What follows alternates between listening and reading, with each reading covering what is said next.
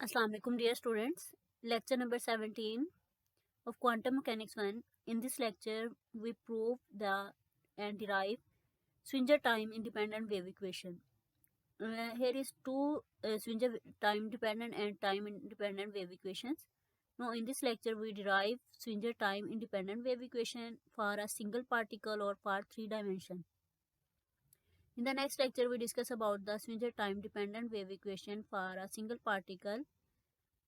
No, Schwinger time independent wave equation means the wave equation which cannot be depend on time. So it's mean time independent. Now we prove and discuss this equation in this lecture.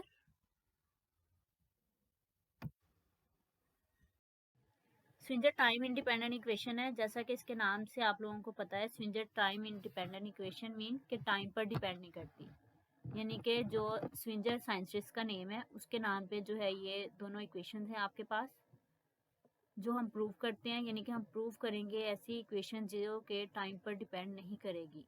दो types हैं इसकी equations की, एक swinger time independent equations होती है और एक swinger time dependent equations होती है। ठीक है, आज जो हम लोगों ने स्टडी करनी है वो swinger time independent wave equations है। Swinger developed a wave equation to describe the motion of a moving particle and its wave nature। यानी कि आपके पास ये जो स्विंजर टाइम इंडिपेंडेंट इक्वेशंस आपने प्रूव करनी है, इसमें हम लोगों ने एक्चुअली में प्रूव क्या करना है, आप इसको लेके चलेंगे वेव ड्यूअलिटी नेचर को, यानी कि जो डी ब्रोगले ने हाइपोथेसिस दिया था कि जो पार्टिकल जो है वो ऐसा वेव भी बिहेव करता है, वो हम लोगों ने इसमें जो है उसकी मोशन को, उस पार्टिकल की मोशन को डिस्क्राइब करना है। अब आप लोगों को पता है कि स्टार्ट वाले लेक्चर्स में मैंने बताया था कि आप लोग किसी भी वेव के बारे में इंफॉर्मेशन लेनी है या कोई पार्टिकल जो कि एज अ वेव बिहेव कर रहा है, उसके लिए आपको क्या चाहिए, उसकी इंफॉर्मेशन आपको किस मिलेगी, वेव फंक्शन से। ऐसा ही है कि क्वांटम मैकेनिक्स में हमें कोई भी इंफॉर्मेशन लेनी है किसी भी पार्टिकल जो कि एज अ वेव बिहेव कर रहा है, उसके बारे में कोई भी इंफॉर्मेशन लेनी है कि उसकी नेचर क्या है, किस तरह की वो वेव है या किस तरह की, सारी इंफॉर्मेशन हमें वेव फंक्शन देगा। अब इस इक्वेशन को हमने सोल्व करते हुए वो वेव फंक्शन फाइंड आउट करना है जिससे हमें उस पार्टिकल के बारे में इंफॉर्मेशन मिलेगी। तो ये वेव इक्वेशन को हम सोल्व करेंगे और लास्ट में हमें वो वेव फंक्शन फाइंड आउट होगा जिससे हम उस पार्टिकल की मोशन, उसके मास, उसकी वेलोसिटी, उसकी जो है काइनेटिक एनर्जी, पोटेंशियल एनर्जी, इन सब चीज़ों के बारे में जो है वो हमें इंफॉर्मेशन मिलेगी। The Schwinger time independent wave equation can be derived by coupling the typical classical wave equation and de Broglie hypothesis। जो क्लासिकल वेव इक्वेशन हमारे पास होती है उसको लेके और जो डी ब्रोगले ने हाइपोथेसिस इसका प्रूव किया था, वो जो लैम्डा वाली इक्वेशन या दूसरे उसने एक्सपेरिमेंट करके वो सारी लेके हम इसको कंबाइन करते हुए जो है Schrodinger time independent wave equation जो है वो कैलकुलेट करेंगे। That a material particle behaves as a wave when travels, कि जब कोई पार्टिकल मूव कर रहा होता है तो वो एज अ वेव भी बिहेव करता है, तो उसको हमने प्रूव करना है। क्लासिकल इक्वेशन हमारे पास क्या थी, del square of five which is equal to 1/v square curly five over curly t square. ये हमारे पास एक क्लासिकल इक्वेशन है, ये क्लासिकल मैकेनिक्स में भी आप लोगों ने पढ़ी होगी और अब भी आप देखते हैं इसको। इस इक्वेशन में अब आप हम लोग डिफरेंट टर्म्स हैं जिनकी वैल्यूज फाइंड आउट करके हम इसमें पुट करेंगे, यानी कि हम टाइम इंडिपेंडेंट की बात करें, लेकिन ये जो हमने इक्वेशन लिखी है क्लासिकल इक्वेशन, इसमें टाइम है करली five over curly t square, तो हमें इस टर्म की जो है वो वैल्यू फाइंड आउट करनी पड़ेगी करनी five over curly t square की, देन हम वो इसमें पुट करेंगे, फिर ये जो है वो आपके पास टाइम इंडिपेंडेंट इक्वेशन बनेगी। इसी तरह से डेल स्केयर ऑफ फाइव की, डेल स्केयर क्या हमारे पास होता है, जैसे कि आप लोगों को स्टार्ट वाले लेक्चर्स में मैंने आपको बताया कि जो डेल होता है हमारे पास, डेल एक ऑपरेटर वो इक्वल होता है curly over curly x plus curly over curly y plus curly over curly z. ठीक है, करली ओवर करली एक्स जो है वो हमारे पास एक्स डायरेक्शन में होता है, इसलिए इसके साथ यूनिट वेक्टर ऑफ आई को हम लिखते हैं। इसी तरह से करली ओवर करली वाई जो है वो जे डायरेक्शन में, वाई डायरेक्शन में होता है, उसको जे यूनिट वेक्टर के साथ हम लिखते हैं। प्लस करली ओवर करली जी जो है वो हमारे पास जी डायरेक्शन में होता है और इसको के यूनिट वेक्टर के साथ हम डिनोट करते हैं। अब यहाँ पर हमारे पास डेल स्केयर है, तो डेल स्केयर हमारे पास किसके इक्वल आ जाएगा, डेल डॉट डेल, ये ऑपरेटर है, वेक्टर्स है, इसलिए हम यहाँ पे एरो हेड लगा रहे हैं या फिर इसको हम बोल्ड फॉर्म में लिख। अब इन दोनों को हम आपस में मल्टीप्लाई कर लेंगे तो ये हमारे पास बन जाएगा। अब यहाँ पे आप देखें ये डॉट प्रोडक्ट मैंने शो किया है और डॉट प्रोडक्ट में आपको पता है कि जो हमारे पास टर्म्स होती हैं आई डॉट आई, वो हमारे पास जो सेम वाली टर्म्स होती है जब उनका हम डॉट प्रोडक्ट लेते हैं तो वो हमारे पास इक्वल टू 1 आती है। जब डिफरेंट का लेते हैं तो वो हमारे पास जो है वो 0 हो जाती है, यानी कि यहाँ पे आई डॉट आई जो है वो हमारे पास क्या आ जाएगा, 1 के इक्वल आ जाएगा। सिंपली आप कह लें कि जब हम इसको according to the rule of multiplication हम क्या करते हैं कि फर्स्ट टर्म को पहले फर्स्ट के साथ मल्टीप्लाई करते हैं, फिर फर्स्ट टर्म को सेकंड के साथ मल्टीप्लाई करते हैं, फिर फर्स्ट को थर्ड के साथ। लेकिन यहाँ पर हम लोगों को पता है कि फिजिक्स में जब हम वेक्टर्स में इस तरह से मल्टीप्लिकेशन करते हैं, डॉट प्रोडक्ट अगर हमारे पास हो तो उसमें सेम वाली टर्म्स ही आंसर रहता है। बाकी सारी टर्म जो जब हम आई को जे के साथ करेंगे, आई डॉट जे जो है वो 0 हो जाएगा, ये वाली टर्म 0 हो जाती है। इसलिए जो हमारे पास सेम टर्म्स रहती हैं सिर्फ उन्हीं का आंसर आता है। ठीक है, ये अंडरस्टूड है आप लोगों को। अब हम इसको मल्टीप्लाई करते हैं। यहाँ देखें द क्लासिकल इक्वेशन हमारे पास ये थी, जब हमने डेल स्केयर लिया डेल डॉट डेल, तो ये हमारे पास ये वाली टर्म्स आ गई। ठीक है, यानी कि फर्स्ट वाली टर्म जो फर्स्ट से मल्टीप्लाई करेंगे सिर्फ उसी का आंसर आएगा, सेकंड वाली को जब सेकंड से करेंगे देन उसी का आंसर आएगा, थर्ड वाली टर्म को जब थर्ड से करेंगे देन उसी का आपके पास आंसर आएगा, जो कि बन जाएगा curly square over curly x square, curly square over curly y square plus curly square over curly z square. तो डेल स्केयर आपके पास इक्वल आ जाएगा curly square over curly x square plus curly square over curly y square plus curly square over curly z square.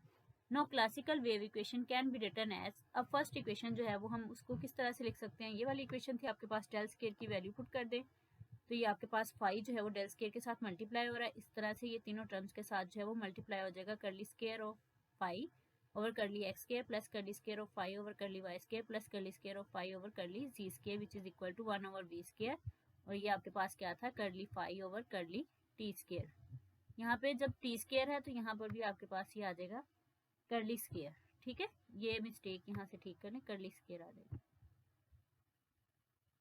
तो इसको हम कहते हैं, ये हमारे पास क्या है, इक्वेशन नंबर 1। अब ये डेल स्केयर की वैल्यू तो हमने पुट कर दी, लेकिन अभी हमें curly square phi over curly t square की वैल्यू नहीं पता। अब हम इसकी वैल्यू जो है वो फाइंड आउट करेंगे। नो एक्सप्लेनेशन, अब स्टार्ट करते हैं हम इसको। इसमें हमारे पास जो है टाइम डिपेंडेंट इक्वेशन, ये इक्वेशन सोल्व करने के लिए हमें फर्स्ट इक्वेशन को याद करना पड़ता है। ठीक है, देन हम उससे फर्दर जो है वो कैलकुलेशंस करते हैं। ये नहीं है कि आप वो फर्स्ट नहीं याद करेंगे, आप नेक्स्ट जो है वो कैलकुलेशन स्टार्ट कर देते हैं। Consider single particle having mass m, एक हम पार्टिकल कंसीडर करते हैं जिसका मास m है, is moving with velocity v in field of force in which its potential is v naught x y z. The kinetic energy of particle is 1 over 2 mv square. The total energy of the system is given as. अब हमें पता है कि अगर कोई particle move कर रहा है इट्स मीन कि उसकी कोई ना कोई वेलोसिटी होगी। अगर वेलोसिटी होगी इट्स मीन कि उसकी काइनेटिक एनर्जी होगी, क्योंकि हमें पता है काइनेटिक एनर्जी जो है वो 1 over 2 mv स्क्वायर के इक्वल होती है। तो वो पार्टिकल मोशन में है तो उसकी वेलोसिटी है, उसका मास m है, इट्स मीन कि उसकी काइनेटिक एनर्जी है। अब टोटल एनर्जी उसकी कितनी होगी, E होगी plus kinetic energy plus V note, यानी कि उसकी पोटेंशियल एनर्जी भी होगी। उसका जो पोटेंशियल होगा जिसको हम V नोट से डोनेट करते हैं वो भी उसके पास होगा। ठीक है, अगर तीनों डायरेक्शन में है वो भी हम कंसीडर करेंगे, तो टोटल एनर्जी इक्वल आ जाएगी kinetic energy plus potential energy. तो E is equal to 1 over 2 mv square plus V naught. यहाँ से हम इसकी वैल्यू कैलकुलेट करते हैं, V माइनस V नोट बन जाएगा, ये दूसरी साइड पे जाके माइनस हो जाएगा, इक्वल आ जाएगा 1 over 2 mv स्क्वायर। अब 2 को हम इस साइड पे ले जाएं तो 2v minus v naught m v square, इसका हम स्केयर ले लें, अगर दोनों साइड पे m से मल्टीप्लाई कर दें तो ये आ जाएगा m square v square which is equal to 2mve minus v naught. तो ये आपके पास आ जाएगा 2m, अगर हम स्केयर रूट ले लें बोथ साइड्स पर तो ये हमारे पास स्केयर्स में है, तो ये स्केयर रूट हमें पता है कि स्केयर रूट 1 over 2 के इक्वल होता है, 1 over 2 मल्टीप्लाई बाय 2, तो ये कैंसिल आउट हो जाएगा आपके पास, यानी कि यहाँ पर ये जो 2 है आपका, ये स्केयर रूट, ये 2 मल्टीप्लाई जब होगा स्केयर रूट हम इसका लेंगे बोथ साइड्स पर तो 1 over 2 से कैंसिल आउट हो जाएगा, तो आपके पास सिंपल रह जाएगा mv, और दूसरी साइड पे स्केयर रूट नहीं है तो उस साइड पे स्केयर रूट आ जाएगा। तो mv की हमने वैल्यू जो है वो फाइंड आउट की, वो किसके इक्वल आ गई, 2me माइनस वी नोट। इसको हम कहते हैं, ये हमारे पास क्या है, equation number 2। Now this equation 2 the de Broglie. अब डी ब्रोगले ने जो वेवलेंथ फाइंड आउट की थी, क्योंकि जैसे स्टार्ट में मैंने आपको कहा कि हम इसको डी ब्रोगले हाइपोथेसिस और क्लासिकल इक्वेशन से लेके चलेंगे और देन हम इसका जो है वो प्रूव करेंगे। तो अब de Broglie wavelength associated with moving material particle is, कि कोई भी पार्टिकल, अब देखिए पार्टिकल है ना किसी ना किसी मटेरियल का बना होगा, कोई ना कोई मटेरियल होगा, यानी कि अगर कोई चीज़ मूव कर रही है तो वो उसकी कोई ना कोई स्पेशलिटी होगी ना, वो किसी भी चीज़ का बना हो सकता है, तो हम इसलिए मटेरियल पार्टिकल कहते हैं कि वो किसी मटेरियल का बना हुआ है। और वो मूव कर रहा है, उसके साथ कोई ना कोई वेव एसोसिएटेड है। वेव एसोसिएटेड मीन कि उसकी कोई ना कोई वेवलेंथ है जो उसके साथ एसोसिएट करी। और डी ब्रोगली ने वो वेवलेंथ जो है वो कैलकुलेट की थी, और वो उसने कहा था कि lambda is equal to h over m v, यानी कि उसने सिंपल इक्वेशन फाइंड आउट की थी, lambda is equal to h over p, और पी हमें पता है कि वो एम वी के इक्वल होता है। तो ये इसको हम इक्वेशन नंबर 3 कह देते हैं। Put equation 2 in equation 3। ये हमारे पास 2 इक्वेशन थी, इसमें एम वी था, उसमें हम ये इसकी वैल्यू जो है वो इक्वेशन 3 में पुट कर देंगे। तो लैम्डा क्या आ जाएगा, एच ओवर एम वी की जो वैल्यू हमने कैलकुलेट की 2m e minus v naught square root, उसकी वैल्यू हम इसमें पुट कर देंगे। इसको हम कहते हैं, अब ये हमारे पास क्या है, equation number 4। As we know that, ये सिंपल इक्वेशन है जो आप मैट्रिक में भी पढ़ते हैं। v is equal to f lambda, basic equation है फिजिक्स की जो 9th क्लास से हम लोग पढ़ते आ रहे हैं। v is equal to f lambda. तो यहाँ से भी हम क्या करेंगे, लैम्डा की वैल्यू जो है वो लिखेंगे कि लैम्डा किसके इक्वल आ जाएगा। लैम्डा इसी साइड पे रहेगा, एफ दूसरी साइड पे जाके डिवाइड हो जाएगा, तो ये क्या बन जाएगा, lambda is equal to v over f. इसको हम कहते हैं, ये हमारे पास क्या है, equation number 5। No, equation 4 and 5 they on comparing equation 4 and 5। अब देखें इसके भी right hand side left hand side पे लैम्डा, इसके भी लैम्डा है। तो ये दोनों अगर हम कंपेयर करें तो लैम्डा लैम्डा के इक्वल है, तो इसलिए इसको भी हम इसके इक्वल लिख सकते हैं। तो दोनों को हम अगर जब इक्वेशन कंपेयर करेंगे और एक दूसरे के इक्वल लिख लेंगे तो आपके पास क्या आ जाएगा, v over f which is equal to h over 2m e minus v naught square root. अगर हम इसका स्क्वायर ले लें तो ये क्या आ जाएगा, v square over f square which is equal to h square over square root of 2m। अब ये जो स्क्वायर रूट है ना, जब हम इसका स्क्वायर लेंगे यहाँ पर तो ये स्क्वायर रूट स्क्वायर से कैंसल आउट हो जाएगा यहाँ पर, ठीक है। तो ये हमारे पास इक्वेशन आ जाएगी 1 ओवर वी स्क्वायर, ये एफ स्क्वायर हम दूसरी साइड पे ले जाए इस साइड पे, तो ये आपके पास आ जाएगा। इसको हम क्रॉस मल्टीप्लिकेशन कर लें ऐसे, तो ये हमारे पास एफ स्क्वायर इस साइड पे ले जाए, ठीक है। तो यहाँ पे एक स्टेप मिसिंग है, यहाँ पे आप इसको कर सकते हैं। वो आपके पास क्या आ जाएगा कि अगर आप वी स्क्वायर को दूसरी साइड पे लेके जाते हैं तो वो डिवाइड हो जाएगा, और दूसरी स्क्वायर पे जो डिवीजन में है वो इस साइड पे आके ऊपर वाली साइड पे आ जाएगा। तो ये जो 2m e minus v note आपके पास आएगा, ये इधर आ जाएगा, वी स्क्वायर उधर जाके डिवाइड हो जाएगा, और ये जो एच स्क्वायर और एफ स्क्वायर है ये दोनों आपस में मल्टीप्लाई हो जाएंगे। तो यहाँ पर एक आप स्टेप और कर सकते हैं, पहले इस टर्म को इस साइड पे ले जाएंगे, ये नीचे डिवाइड हो रही है, इस टर्म को इस साइड पे ले आएंगे तो ये इधर मल्टीप्लाई हो जाएगी, ठीक है। तो जब ये टर्म ये आपके पास सिंपल, मैं आपको यहाँ पे लिख देती हूँ, चलें, v square into 2m e minus v naught e minus v naught which is equal to, cross multiplication करें, ये वाली टर्म हम उस साइड पे लेंगे। अब ये वाली टर्म हम जब इधर लेके आएंगे तो ये आपके पास आ जाएगा F square into H square. अब हम क्या करते हैं, वी स्क्वायर को इस साइड पे ले आते हैं, तो ये वाली टर्म आ जाएगी 2m e minus v naught which is equal to f square h square over v naught square. अब हम फिर क्या करेंगे, f square over h square को दूसरी साइड पे ले जाएंगे, तो देन ये आपके पास बन जाएगा 2m e minus v not over h square f square which is equal to, तो ये वाली साइड टर्म के इसके इक्वल आ जाएगी 1 ओवर वी स्क्वायर। तो ये हमारे पास है equation number 6। The material particles when travel it behaves like a wave, ठीक है, कि जब कोई भी मटेरियल पार्टिकल मूव करता है तो वो वेव की तरह बिहेव करता है। In general only those wave functions are associated with moving particles that are harmonic of time, ठीक है। कहते हैं सिर्फ वो ही वेव फंक्शन जो है वो एसोसिएट होंगे मूविंग पार्टिकल के साथ जो हार्मोनिक ऑफ टाइम होंगे, जो टाइम पे डिपेंड नहीं कर रहे, यानी कि यहाँ पे हम लोगों ने time independent wave equation find out करनी है, तो वो हार्मोनिक होंगे। अभी आप लोगों ने हार्मोनिक ऑक्सीलेटर भी पढ़ा, उसमें भी देखा आप लोगों ने, such function are expressed as sine omega t and cos omega t और linear combination of sine omega t and cos omega t. अब यहाँ पे ये जो है ना, हम लोग एक फार्मूला वेव्स एंड ऑक्सीलेशन में कैलकुलेट करते हैं, उसी की थ्योरी को, उसी की लॉजिक को जो है वहाँ यहाँ पर हम यूज़ करेंगे। यानी कि उसमें टाइम में अगर चेंजेस आ रही हैं, क्योंकि टाइम इंडिपेंडेंट करनी है, वो लास्ट में हम लोग टाइम इंडिपेंडेंट कर लेंगे उसको टाइम की वैल्यू पुट करते हुए। तो यहाँ पे जो उसमें चेंजेस आ रही है, हार्मोनिक चेंजेस आ रही हैं टाइम में या उसकी एवरेज में, उसको हम यहाँ पे देखेंगे और उसको हम फंक्शन को इस फॉर्म में लिखते हैं sign omega t and cos omega T. तो एक्चुअली में ये मैथमेटिक्स के फार्मूला बनते हैं हमारे पास, मैथमेटिकल टर्म्स में हम लिखना चाह रहे हैं इसको। The combined function of sine omega t and cos omega t is given by e की पावर योटा ओमेगा टी। अब आप लोगों को पता होगा जब वेव्स एंड ऑक्सीलेशंस में आप लोगों ने कैलकुलेशंस की थी एम्पलीट्यूड की, जो कि आप कांस्टेंट वहाँ पे लिखते हैं कि साई कोई भी वेव फंक्शन जो है वो इक्वल टू है this function power of E omega T या समथिंग, जिसकी भी आपने करनी है उसके अकॉर्डिंग, पोजीशन के अकॉर्डिंग करनी है तो आई ओमेगा एक्स इस तरह से कोई भी, तो फिर आप ये फंक्शन लिखते हैं। द फिर function phi which is combination of space coordinate x y z and time using separation of variables is written है। हम लोगों ने मैथमेटिक्स में ये यूजिंग करते हैं हम एक मेथड जिसमें हम वेरिएबल्स को सेपरेट करते हैं, तो वो यहाँ पे हम उस मेथड को जो है वो यूज़ करते हैं। यानी कि आपके पास फाई जो है वो 3 कोऑर्डिनेट सिस्टम में है, एक्स वाई जी टी।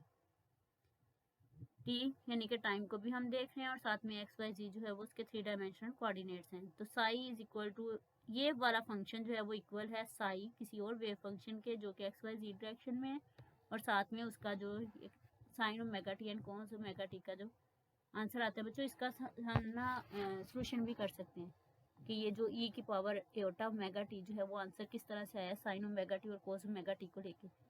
तो अगर आप उसमें जाना चाहें तो वो भी मैं आपको फिर करवा दूंगी फिर क्लास में, ठीक है। तो अगर उस हम ना देखें तो हम डायरेक्ट भी इसको लिख सकते हैं, ठीक है, कि which is equal to e की पावर एटा ओमेगा टी। इसको हम equation number 7 then differentiate equation 7 with respect to time. Time के लिहाज से अब हम इसको डिफरेंशिएट करेंगे 2 दफ़ा, ठीक है। जब हम पहली दफ़ा डिफरेंशिएट करेंगे तो ये आपके पास आ जाएगा करली फाई, यहाँ पे राइट अप कर लेते हैं, ये आपके पास आ जाएगा करली फाई। अब यहाँ पर मैं एक्स वाई जी नहीं लिख रही, आप लोग लिख लीजिएगा, टाइम के लिहाज से करना है तो ये आ जाएगा over curly t which is equal to psi x y z मैंने लिख लिया, आप लिख लीजिएगा साई। अब ये देखें ई की पावर योटा ओमेगा का तो वही आएगा, लेकिन योटा ओमेगा टी है, टी के साथ योटा ओमेगा है तो साथ में योटा ओमेगा भी उसका डेरिवेटिव आएगा, साई इंटू योटा ओमेगा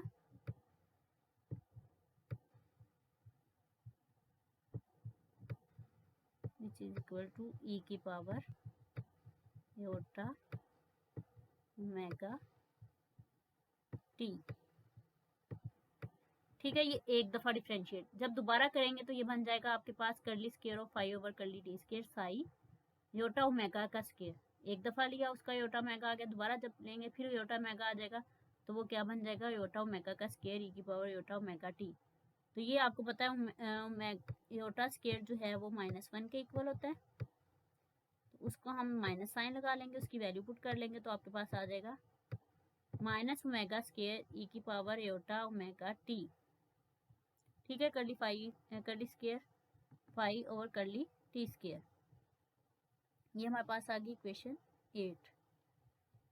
अब उसके बाद now differentiate equation 7 with respect to space coordinate twice and add. अब हमने इसी इक्वेशन को पहले with respect to time differentiate किया 2 दफ़ा, अब इसी इक्वेशन को हम with respect to space coordinate यानी कि एक्स वाई के लिहाज से करेंगे। जब एक्स वाई जी के लिहाज से करेंगे तो ये आपके पास आ जाएगा curly square of phi over curly x square curly square of phi over curly y square और ऐड, इसको 2 दफ़ा डिफरेंशिएट करके देन हमने इसको क्या करना है ऐड कर लेना है, तो फिर ये आपके पास इक्वेशन इस तरह से बन जाएगी। यहाँ पे ये मेरा ख्याल मिसिंग है, यहाँ पर ये आएगा करली साई, हाँ जी यहाँ पर ना साई भी बच्चों आएगा ये वाली टर्म, ठीक है, यहाँ पर लिखी नहीं गई। जब हमने डिफरेंशिएट किया फर्स्ट टाइम आया तो साथ में दूसरे के वैसे ही कांस्टेंट साथ में आए। अब यहाँ पर ये आ जाएगा ई की पावर योटा ओमेगा टी और इसका आ जाएगा 2 दफ़ा स्केयर, इसको हम कहते हैं ये इक्वेशन।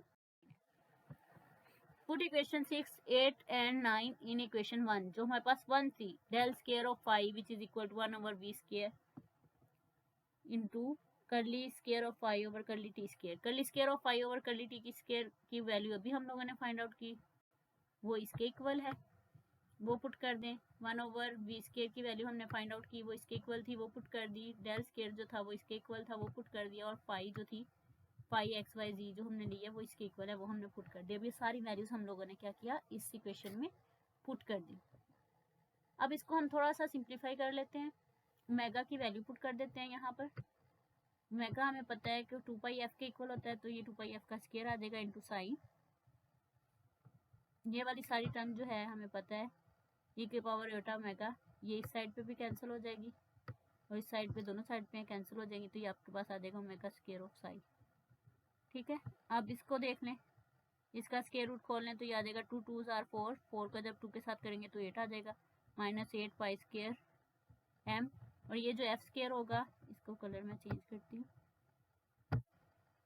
ये जो एफ स्क्वायर होगा इस एफ स्क्वायर से कैंसिल आउट हो जाएगा, तो यहाँ पे एच स्क्वायर रह जाएगा, एम आपके पास एज इट इज आ जाएगा e की पावर -0, ये इस तरह से आ जाएगा। ठीक है, अब ये सारी टर्म्स लिख लें, विच इज इक्वल टू, अब ये जो एच है, एच का square, use h is equal to 2 pi h cut है आएगा बच्चों, यहाँ पे अगर मिस्टेक ना हो, यहाँ पे एच कट का स्क्वायर है।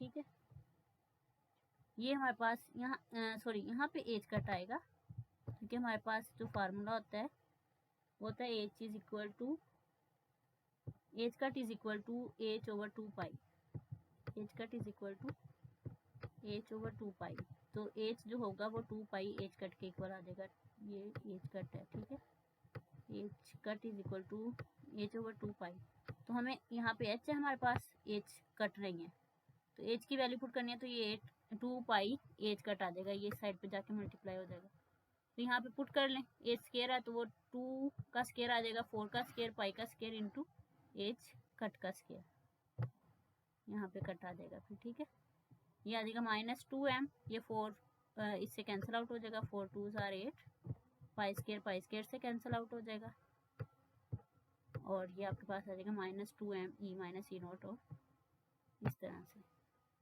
स्टूडेंट्स, लास्ट में जो हमारे पास इक्वेशन आई है वो swinger time independent wave equation है, जो हम लोगों ने प्रूव की है, और वो 3 डायमेंशन के लिए।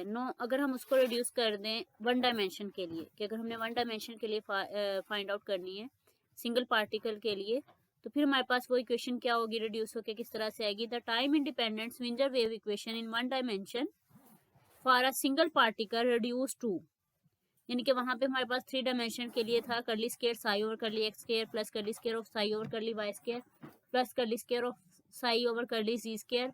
नो, अब 1 डायमेंशन के लिए हमारे पास जस्ट क्या रह जाएगा, curly square of psi over curly x square. और इसी तरह से अगर वाई डायमेंशन में है पार्टिकल, आपने वाई डायमेंशन के लिए करना है curly square of psi over curly y square आप ले लेंगे, तो हम मोस्टली जो है जनरली एक्स डायरेक्शन में लेते हैं 1 डायमेंशन के लिए, तो ये हमारे पास आ जाएगी curly square of psi over curly x square which is equal to -2m e minus v not over h square into Sai.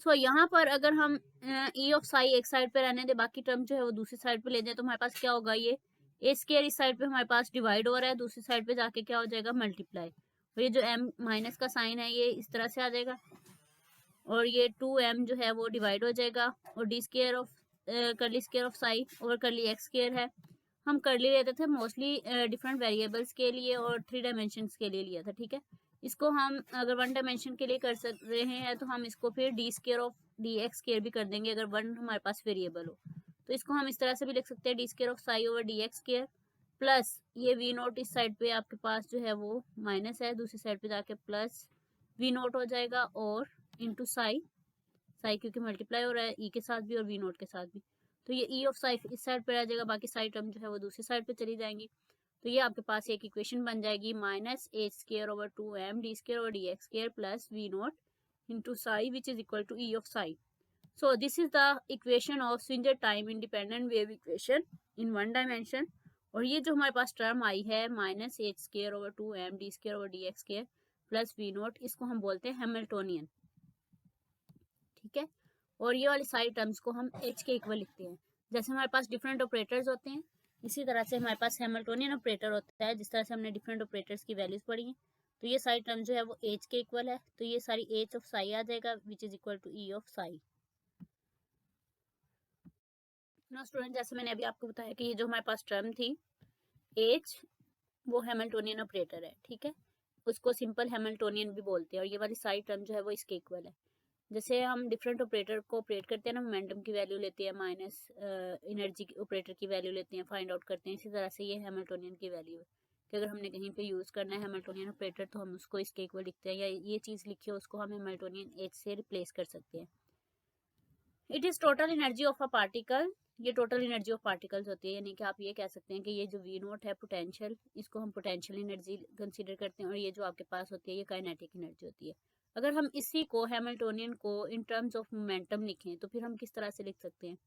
यहाँ पर हमने बात की ये total energy of the particles है, तो अगर टोटल एनर्जी ऑफ पार्टिकल्स है तो यहाँ पे हम kinetic energy plus potential energy अगर लें, और आपको पता है इसको अगर मोमेंटम में कन्वर्ट करना है, मोमेंटम की फॉर्म में लिखना है, एम से हम डिवाइड और मल्टीप्लाई कर देंगे, और ये हमारे पास जो एम स्क्वायर वी स्क्वायर, इसलिए हम डिवाइड और मल्टीप्लाई करेंगे क्योंकि सिंपल एम वी स्क्वायर जो है वो मोमेंटम नहीं बनेगा। क्लासिकल मैकेनिक्स में हमें पता है मोमेंटम जो है वो एम वी के इक्वल होता है, तो इसको एम स्क्वायर वी स्क्वायर बनाने के लिए हम एम से मल्टीप्लाई और डिवाइड करते हैं, तो ये आपके पास बन जाता है p square over 2m plus v note.